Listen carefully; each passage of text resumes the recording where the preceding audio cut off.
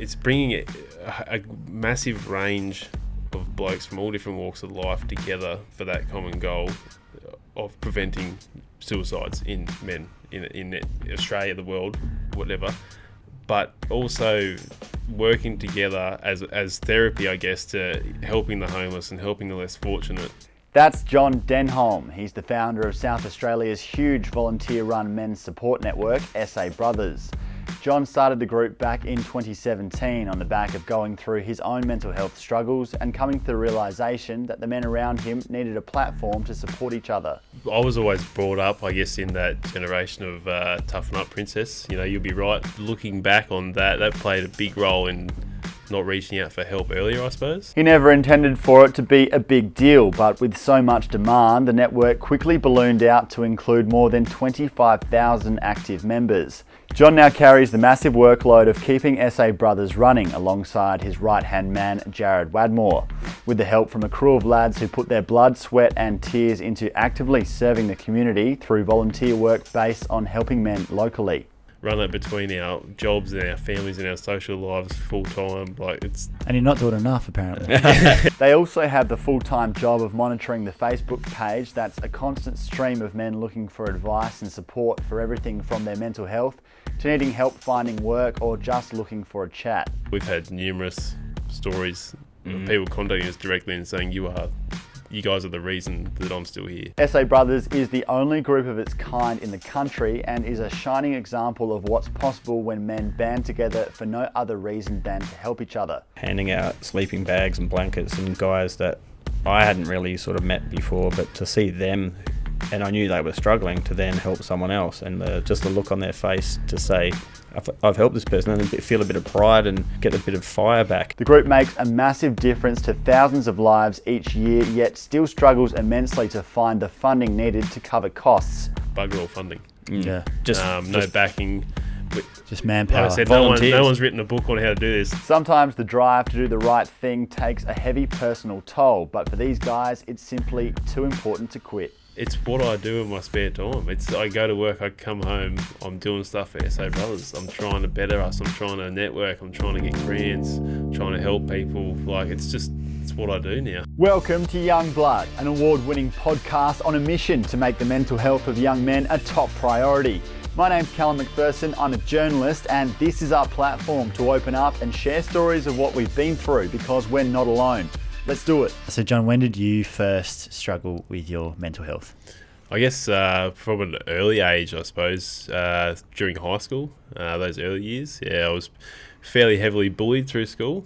And little did I know that it was going to play a pretty big role later in life, the way I felt. Yeah. And how did you feel? What sort of impact did that have on you? It was pretty... It never... I lacked confidence to do anything. Still struggle today, like I said, hate public speaking, that sort of thing. Still struggle with that, but just confidence in myself, the way I looked. I was a pretty chubby kid, I suppose, so that's what I used to get bullied for. It sort of followed me through life until now, getting better, but yeah. So you just found you had low confidence, low self-esteem, and that... Yeah, pretty low. It was a dark place. Yeah. Right, and to what extent?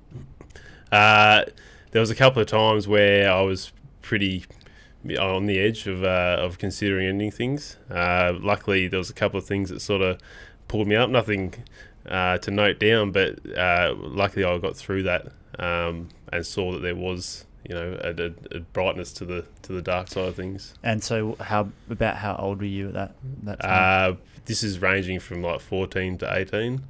Luckily, when I was 18. I went into 17 I went into the workforce, and it was totally different. I made a lot of mates, worked for a good company who I still work for today.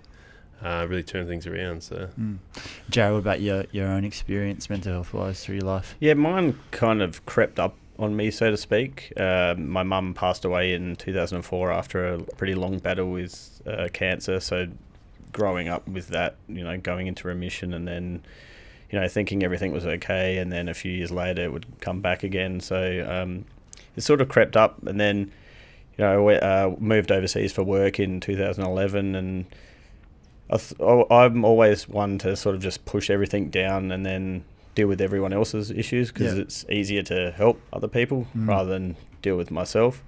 And then it kind of came to a head in probably sort of 2014, 2015 when I realised I was taking on way too much and I wasn't dealing with stuff myself.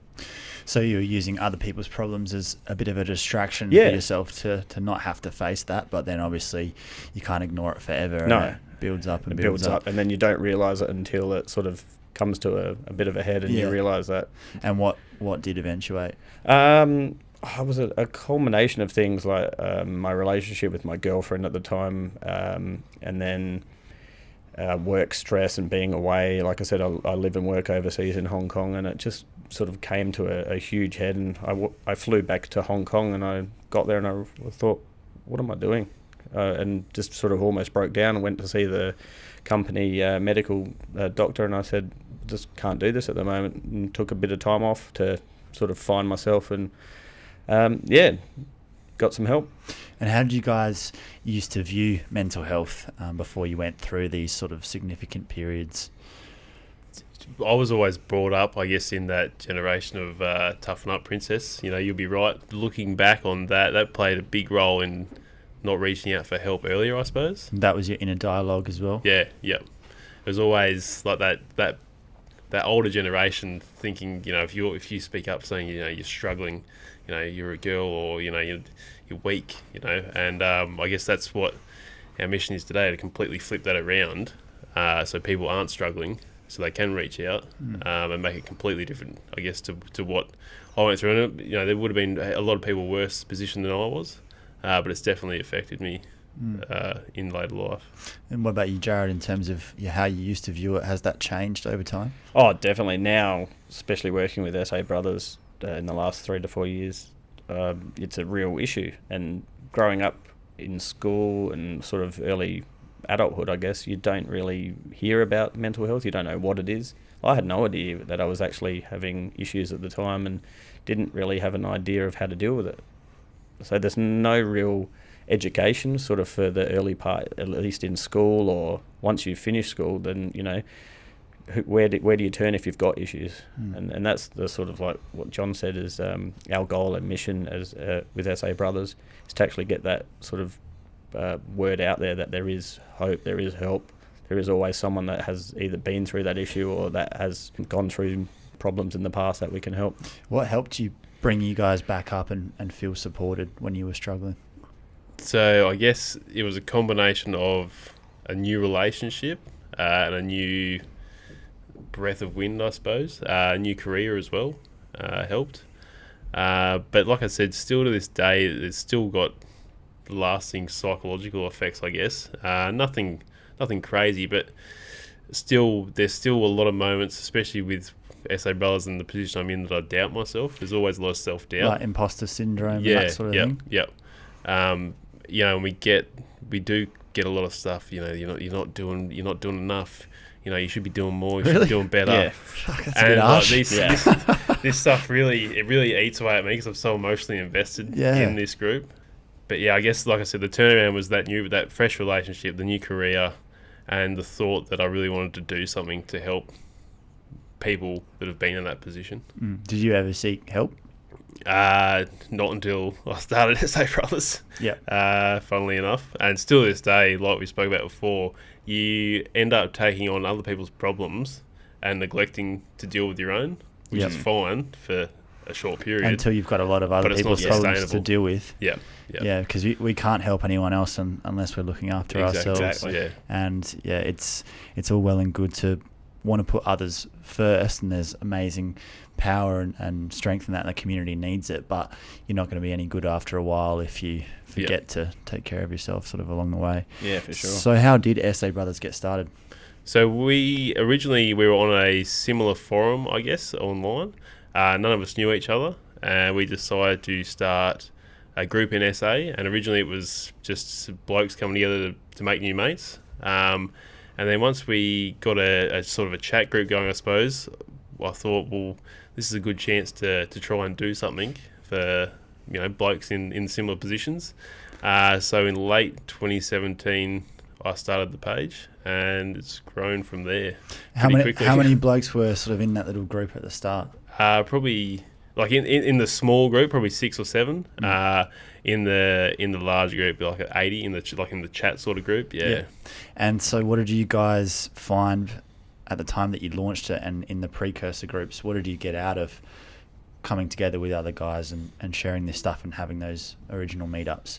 Yeah, so the original meetups, I guess, were more of a going to meet and make new friends. I moved back to SA in early 2017 from New South Wales. I hadn't been here for 8 or 9 years, so I had no mates. So that was really a chance to get out and make some new mates and have those sort of going forward, because I knew I was going to be here for a few years. Yeah.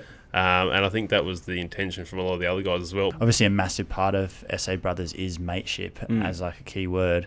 And you talk about not having any friends. You know, how does that feel to say I don't have any mates? Yeah, it was pretty average. Like I had mates in New South Wales, but that's 13 hours away. And I was here on my own. My girlfriend hadn't moved over, and I was working, going home, going to work, going home. Wasn't really a great lifestyle to be stuck in your own head at the same time. Yeah. I've been in that situation before, working in a country town, 8 hours from home, where I had mates on the phone, but no one actually physically there. Yeah, it's a lot different. Very different. very demanding work, and you do start to feel like that. Well, my life is just waking up, going to work, going to sleep, and you start to sort of lose it a bit, because I think we all need actual physical companionship. We need to be able to go and have a beer with someone or hang out with them. Yeah. Otherwise, that story in your head just starts to get weird, and we know how dangerous isolation can be for men especially. For sure. Yeah. So when did you come along and get involved with it all, Jarrad? So towards the end of 2017, so I wasn't part of the initial small group, but I found it sort of online and sort of stumbled across it, to be honest. And this was after you had that really difficult period? Yeah, so sort of a couple of years after that, and thought it was just an awesome group. Like I've got quite a few friends, but there's that gap between talking to a good friend and then obviously seeing a professional. There's nothing really in between, and I found it a lot easier to almost talk to strangers like John and some of the guys in the group about issues, rather than my own friends, or then seeking a professional. Why do you think that was? No, it's just a lot easier to open up. A lot of my friends are a bit, like John said before, blokes, and there's that sort of feel like there's less risk. Yeah, kind of, and there still is a stigma, behind sort of just sitting down with a mate and saying, I've got a problem, or I'm not feeling the best today. Like there's still that wall we need to break down, and I found it a lot easier to do that with a stranger or a group of guys that I've never met than talking to a friend. Mm-hmm. And what did you see was lacking in the community for men? The gap between knowing you've got an issue or knowing that you're struggling to seeking professional help, and we're trying to provide that safety net between those two. So when you are struggling, there is someone to talk to.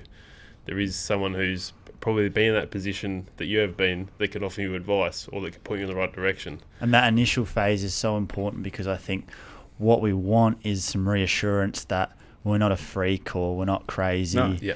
And there is a tendency to feel like we're alone with whatever it is that we're experiencing, and then feel embarrassed and feel shame attached to it. And then that'll stop us seeking help, because we're worried of how we're viewed, or we don't even want to look at ourselves that way, because a lot of us have that ingrained voice in our heads, like you do, John, from your childhood, where it's just like, that's weak if you go and seek help. And the last thing you want, someone who's at that position, who's finally had the balls to come and say, I am struggling, for someone to jump on that and completely turn them around from talking. And give them a bad reception. Yeah, that could be it. Could be life or death. Yeah.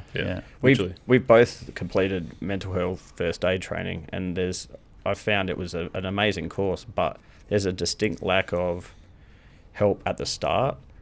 There's it's all like once it's a crisis. Yeah, you want to intercept it before. You want it gets preventative that and that's what we're trying to do. And Yeah. and there's no training or no sort of help in that regard. There's no handbook on how to do it. Yeah.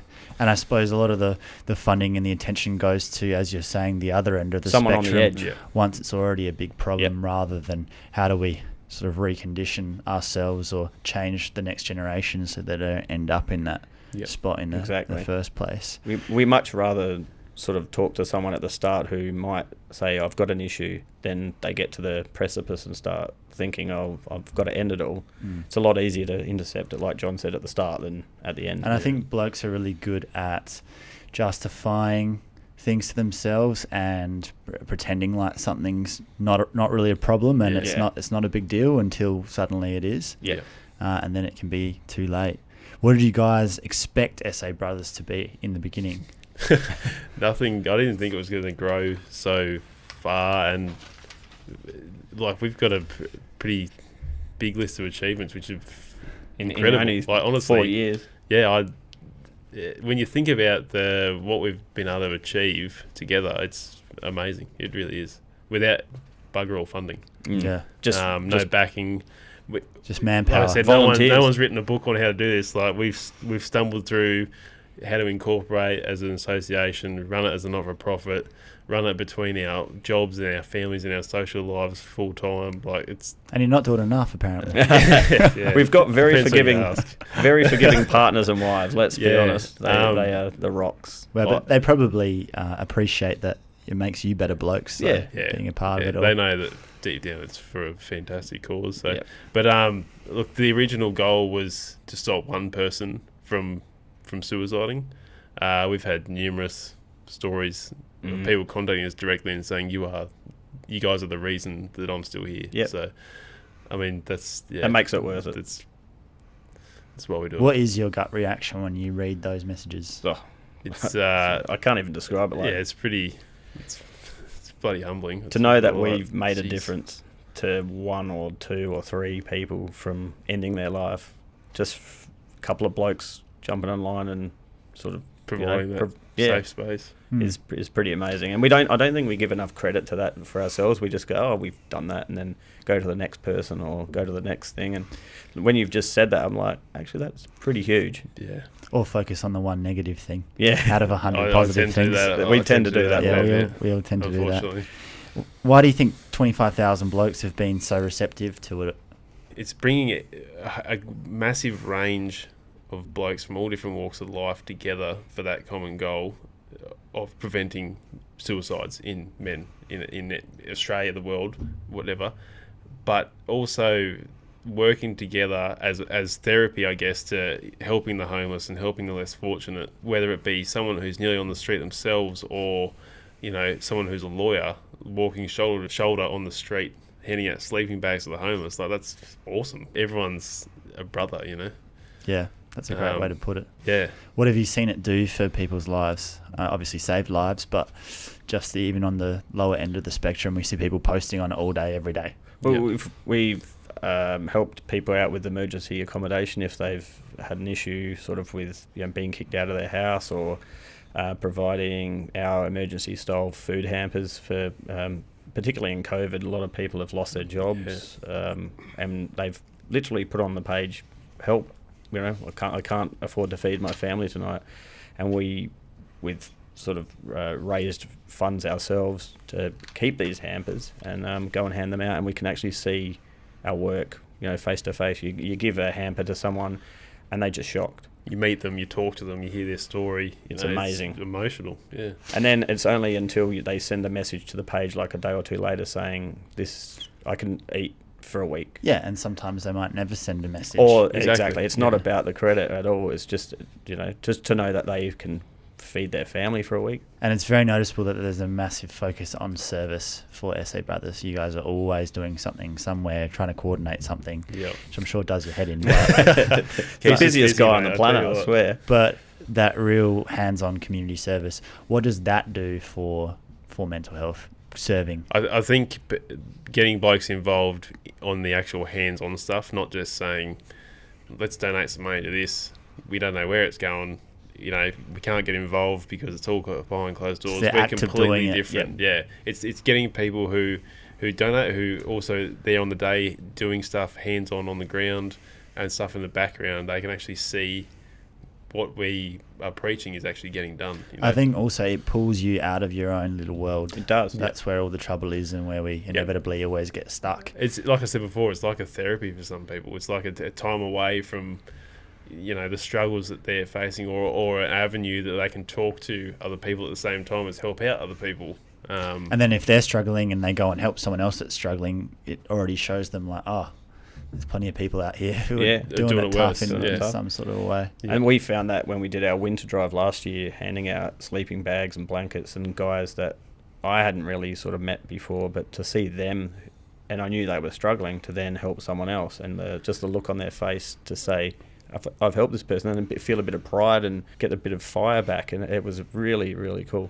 What have you learned about Blokes from all this? Deep down, we can actually talk about our problems. Just takes a little coaxing to get it out sometimes. Yeah, they're pretty hard exterior, as we know. They are. Especially you. Yeah, you're a hard nut to crack, my man. But over time, like I said, I think to bring blokes together like we have, I think that's the best way to get them to break down their outer walls. Because we see each other do it. And then that in itself and they're doing it in a safe place, you know, with next to blokes who they call brothers, you know. Yeah, even know that anyone who's a part of that group gets what it's about. Yep. And so there's that permission there that maybe doesn't exist in their own. It's like unspoken rule, you know. We're there for a common goal. Everyone knows what we're there for. Yeah. And it's amazing to see how positive the reception is. But pretty much every single time someone posts about something, they'll have, you know, upwards of 10 comments of people trying to actually offer advice or just say that they relate to them and they hear them and they're there from them. What impact do you reckon that generally has on people who post? Because I see a lot of the time people use that when they feel like they've got nowhere else to turn, they'll post on SA Brothers as like a first port of call, which is pretty immense, I suppose, praise to the group. What do you think they gain from doing that? The amount of like that, to me, like a heap of comments on a post seeking help straight away is like a massive show of, doesn't matter what you've done, where you've come from, what you're struggling with, like there is a heap of blokes here for you that are going to support you no matter what. A typical example is someone who might just put a post, because we vet all our posts, so then we have to approve them, and we obviously do that day to day. Is a bloke just saying, I'm not having the best day, I'm struggling, we'll approve that, and then you'll see the plethora of replies. Me too. And going, oh, my inbox is always open, or here's my number. Like literally just or even guys. like come around to my house. Come around for a beer. Come around for a beer. I'll shout you. Where are you? Pub, you know? And I'm sure you've made an unbelievable amount of friendships happen through that page as well. Yeah, well, one of the best ones. To be honest, all my mates now are from SA Brothers. Yeah. So without that, I wouldn't have had I these didn't know blokes, him before 2017. He's one of my best mates now. And with 25,000 members, you think you're probably one of the biggest gangs in SA. You have to be, other than maybe the cops. What do you think we all have in common? I think everyone wants to work for something positive. I think no one wants to see anyone struggling. Well, deep down, I don't think anyone wants to see anyone else struggling. Do you think, from what you've seen, that men deep down generally they do want to open up, or they do want to actually speak about what's on their mind, but they're just afraid to?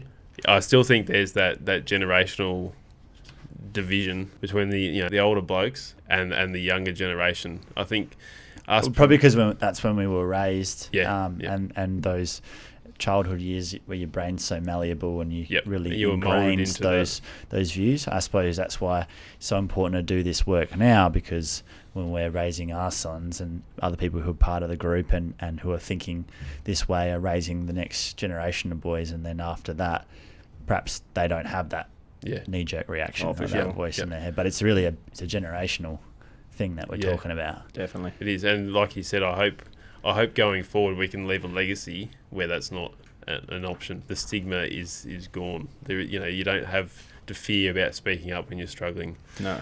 How much do you feel like that attitude is changing now? Because obviously 5 years ago there was no SA Brothers, and there was no, certainly far fewer mental health initiatives and these sorts of conversations. But now we seem to see it all the time, and plenty of tough looking blokes opening up and happy to share it. Obviously we're a bit biased because we see it all the time because we're in the world. But how much do you think generally in our society things are starting to shift? I think we have seen a fairly big change in SA anyway, from our study base, I suppose you'd say. But also, even some of the older blokes, you'd be amazed how much they've changed over the last 3 years. Some of the people we know, slowly. Like at the start, they were a bit iffy about it, but now they're fully on board. Like it's like, geez, okay. What's done that for them? I think just them seeing other people sort of on our group constantly posting that they have an issue. Like it's not a big deal to be struggling. Yeah. And how do they change as people? Have you seen them sort of come out of their shells? Yeah, for sure. Get more, people get more involved over time. Like I said, a lot of people at the start they just sort of sat in the background, didn't get involved, didn't comment or anything, or didn't get involved in the days we were doing. Yeah.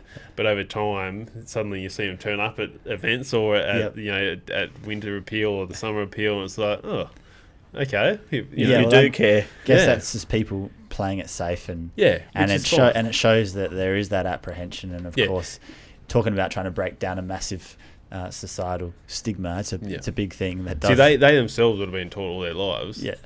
You can't speak up. No. So it would be harder to crack them, I suppose, than it is for us going forward. And it's hard enough making friends as an adult, but then you add the added issue of I've got a problem, and they know you're there for a common goal. Yeah. For them to turn up is a big deal. Real friends in particular. That you can actually really have a chat to. And so many men, when they get to later stages in life, just don't have any friends or don't have any people that they can really speak to at that level. And that seems to be one of the key contributing factors to people choosing to end their lives, or when they're really struggling, is feeling like, no one's going to miss me.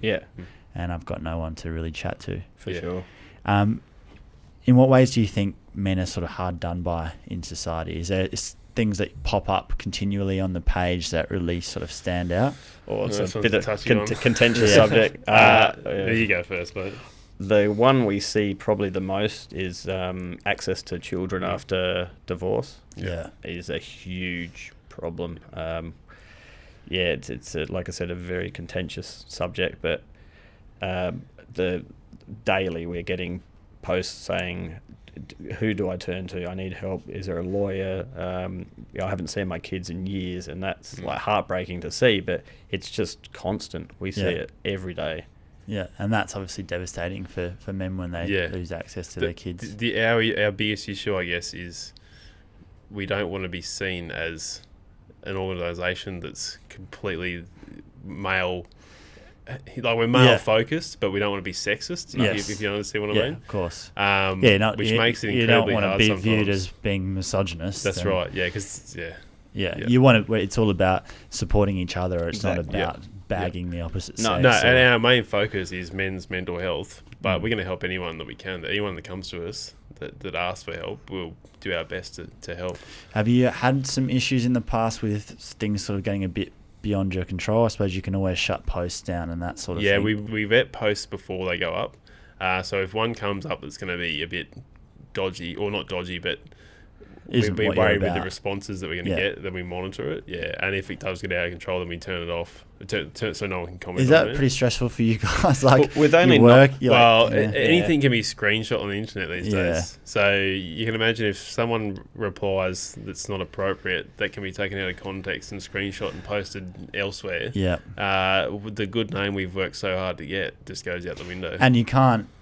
Every single member isn't one of the people running the page. No, that's right. But that wouldn't matter in the, exactly. But it just means there's a certain amount of things that you can't control. And with only, 9 on the admin team, with full-time jobs, it's hard to do that sometimes. So our phone's always in our hands looking. Yeah, I know. Does that that's a bit of stress for us just because we don't want things to sort of get out of control, or we don't want people to sort of be burnt by it, which we've had problems in the past with other people screenshotting it, sending it to partners, and we've tried so hard to create a safe space for sure, but you can only do so much. Obviously, And do you think if the attitude that men have towards their own mental health and then towards each other, if that shifts, do you think broader society's view of men will change as well, in terms of thinking of men as people who don't show their emotions, don't go to the doctor, don't look after themselves? Is it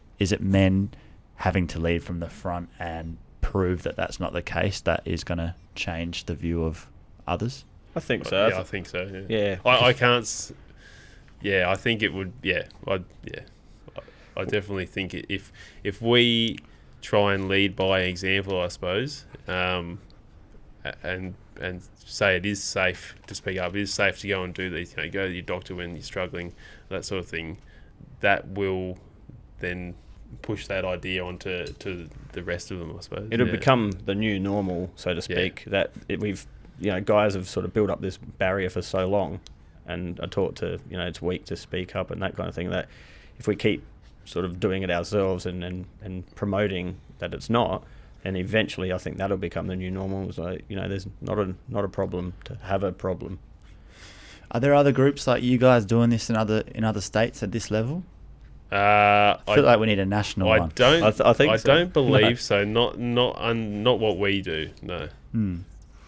Why not? We should get it. Come on, yes. You guys got to get hard enough working out essay. Need us. I would not love doing to. enough. I would love to see it in every state. Honestly. Yeah. Because obviously every state would be crying out for it. I mean, there's a gap blokes everywhere. they're no different in other states than they are here. No. We do promote ourselves as SA Brothers, but we have people From all interstate, different overseas. states, yeah. I mean, like I was living overseas for a while running SA Brothers. Yeah. So if anyone comes to us asking for help, we'll do the best we can. Doesn't matter whether they're in SA. You're like, or nah, not. sorry, mate. No, Victorian. No, thank you. But obviously the hands-on style help is going to be SA based, just because of logistics and resourcing. But we try to do what we can where we can. And where's it all going in terms of the meetups and continuing to grow, and does that all just stress you out? Or obviously it's exciting as well. It's happening pretty quick. You need to just do this as your job, mate. I'd love to do this as my job. Unfortunately,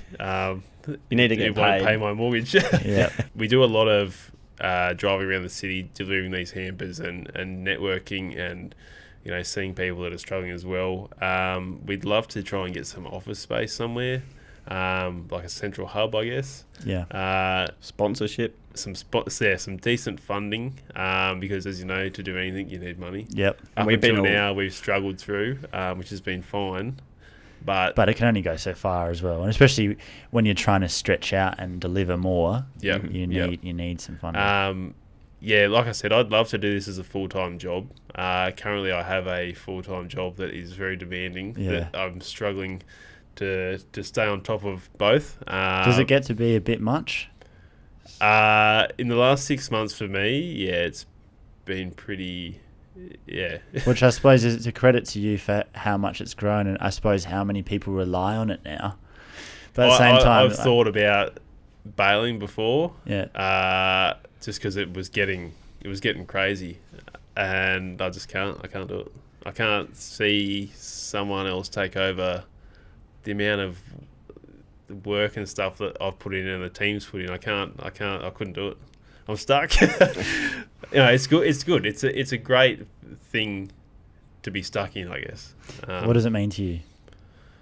It's what I do in my spare time. I go to work, I come home, I'm doing stuff for SA Brothers. I'm trying to better us. I'm trying to network. I'm trying to get grants. Trying to help people. It's what I do now. It's like I said, it's fantastic. I love it. But it's demanding at times. How has it changed you? I used to be pretty selfish and self-centered. But I think now, you speak up if I'm wrong. I'm completely the opposite. I try and, like I said, if someone comes asking for help, I'm there. I want to help. What can I do? What can we do? To a fault. Just going back to when you said, what does it mean to you? The proudest moment I've ever seen John, and you could actually see it on his face, was winning the Help Award a couple of weeks ago.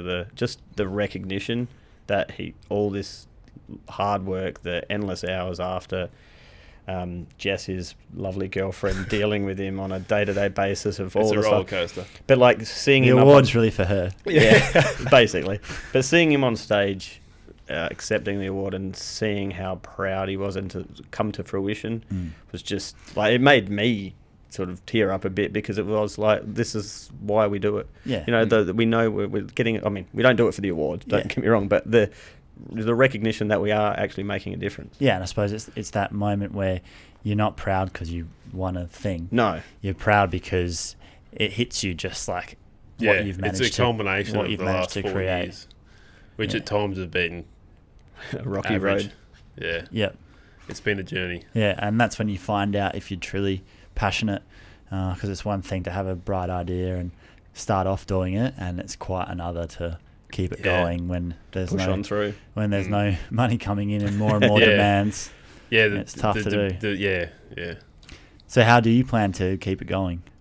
Well, the plan currently is just to apply for any grants that we're available to apply for. We are trying to seek sponsorship going forward, but other than that, It just seems like something that's a no-brainer in terms of deserving I support. I really. But just because wish, it deserves support doesn't mean it gets no, support, is that's it? right. That's right. It's just finding an avenue every year to sort of keep Yeah. a bit of money stream coming in. It's But not I like mean, we're that- asking for millions. It's just I mean, long term, Constant. I'd love to work full time. I'd love to actually work for SA Brothers. I can't see imagine that how happening. much further we would be. Like 4 years, we've done a massive amount. Yeah. But if someone worked full time for the organisation, it'd be so much further. Yeah. ahead.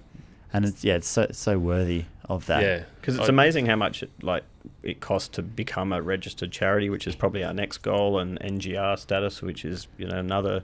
It's just all money that we're kind of looking at. And you've got to weigh it up at the moment. Do you apply for that, which is going to be like $10,000 to $12,000, or do you buy $10,000 to $12,000 worth of food for people who have nothing to eat? Yeah. It's pretty simple. When you're getting the messages all the time, and it's you pretty easy you to created make the it. decision. It's tough because you created it for this purpose, and that needs to happen now. Yep. But you know that this needs to happen for that to keep happening. Yeah. And you're sort of Catch torn 22, isn't torn it? between I just the two. I'm hoping good karma comes along somewhere, and some way we get funded by someone. I mean, like I said, we're doing everything we can possibly to apply for grants and network with people who have the money to fund such an organisation. But currently, It's all us. Nothing on the radar. If anyone deserves it, it's you guys. You Oh, might have to get thank into you. politics, mate. It has been joked about. You got the face for it. Yeah, well, I love your work, boys, and I think it's truly the most inspiring group in this space, certainly in SA. And I've joined it a few years ago and seen it grow, and I just think it's incredible that you have created the platform here locally for men. When they've got nowhere else to go, that's where they go. And then we can see the clear shift in our society's attitude towards men's mental health on that page, where you have swathes of people jumping in and supporting them and saying, I'm here for you, I'm experiencing that too. Yep. And you see every day that it has a tremendous impact. And then there's the impact that you guys will never even see from people who read a post or got connected with someone that totally changed their life. Yep. And so from a goal of, we want to save one person, which is what they all say, Yeah. to Bit cheesy. saving countless, and also not even going that far, but just shifting attitudes, making blokes feel more comfortable with themselves, making them more connected, really doing so much for creating a stronger society. There's just no doubt that you guys are doing that. So you absolutely need some more support, and Thank you. someone's got to fund these guys. Fingers crossed. If you're a fan of the work we're doing or have a suggestion for the show, please rate us on Apple Podcasts and leave a comment. You can follow Youngblood Men's Health Matters on Facebook, Instagram and YouTube, and visit our website youngbloodmedia.com.au to stay up to date. And most importantly, if this conversation resonated with you, share it with someone you love and start a conversation of your own. A huge thank you to our local business supporters who've joined our mission to change the lives of young men for the better and help make this possible. We're all in it together. This is Youngblood. Thanks for being part of the mission. Catch you next time.